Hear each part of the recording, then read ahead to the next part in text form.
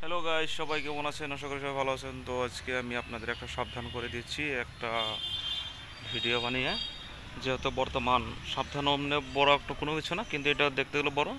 আমাদের যেখানে মানুষগুলা যারা আপনারা গ্রামে বাসায় টাসায় যত জায়গা আপনারা আছেন বর্তমান ঘর বাড়ি নিয়ে, যেটা বানের পরিস্থিতি, বানপানির বন্যার যেটা পরিস্থিতি, অসংখ্য বান পরিস্থিতি মানে বেড়ে যাচ্ছে। তে আপনারা সাবধানে থাকবেন।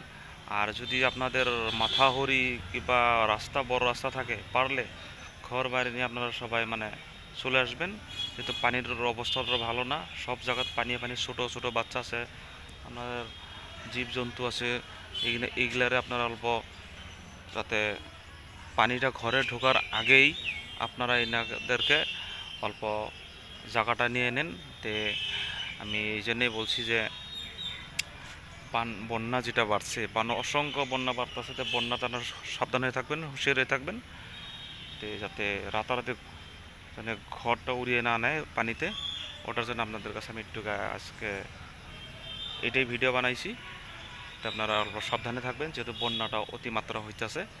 তো আমি জানি না, এখন আমি যাই নাই বন্যাটা দেখান, আমি নেক্সট ভিডিওর মধ্যে আপনাদেরকে আমি বন্যাটা কীরকম চলছে আমি তাই দেখাবো।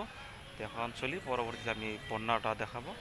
তো আমরা এইটুকু দিয়ে আপনাকে একটু সাবধান করে দিয়ে দিচ্ছি যে আপনারা অল্প সাবধানে থাকবেন, যেহেতু বন্যা কোন মুহূর্তত কেমনে হইয়া স্পিড আসে কওয়া যায় না।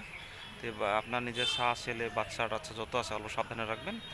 এটা আর পারলে যদি কলা গাছের ফেল থাকে বা টায়ার টিউব সিউব থাকে, পাম্প দিয়ে হাওয়া দিয়ে বাঁচানোর চেষ্টা করে থাকবেন। তে আমাদের ভেলা আছে, নাও আছে, এগুলা জোগাড় করে রাখবেন। আর যদি বড় বড় টায়ারের যে টিউব থাকে, টিউবগুলা হাওয়া টাওয়া দিয়ে রাখবেন, যাতে পরবর্তী যাতে বিপদ আপদে কাজে লাগে। এইখানে না কয়ে আজকে আমি আপনার কাছে জেনেছি, কিন্তু বানপানির পরিস্থিতি আমি পরবর্তীতে আপনাদেরকে আমি জানাবো। সবাই ভালো, বাই।